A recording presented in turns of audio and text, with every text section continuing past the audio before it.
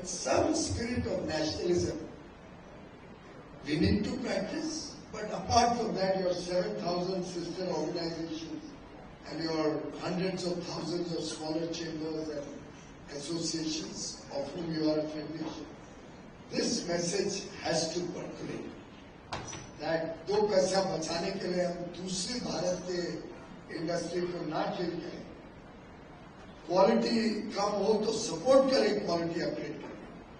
I've said it often to many sectors, unless we become a highly quality conscious nation, we'll be left behind in the years to come. And the larger industry will have to support the smaller players to upgrade their quality to world standards. And quality is not expensive.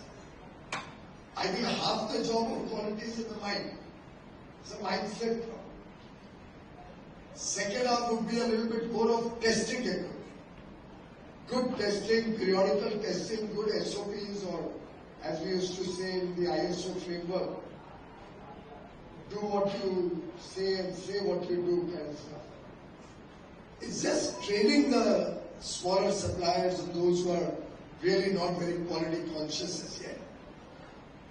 And every industry will have to go down that path of supporting the small people to come up to speed, to come up to today's demands.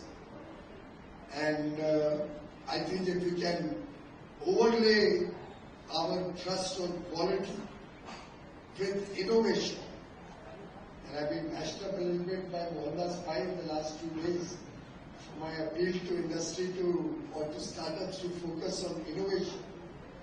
But I do believe that it's unfortunate that the whole issue of innovation was sought to be politicized.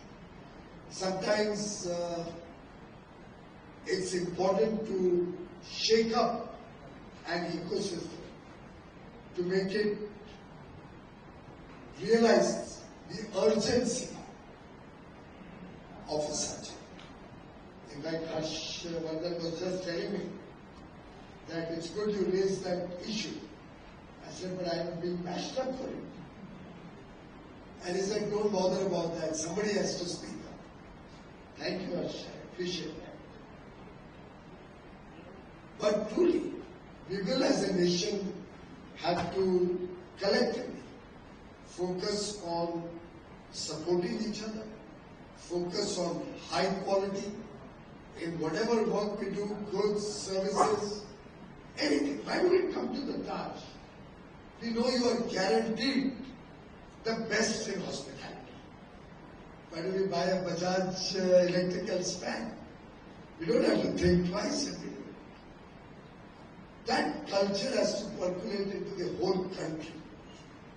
And we'll have to be abreast with modern times, the needs of the day-to-day.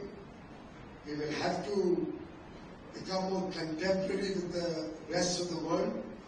We need more agile business models which can adopt new digital tools, modern manufacturing, good manufacturing practices. We have to move fast. We don't have the luxury of time. And we can't waste a moment.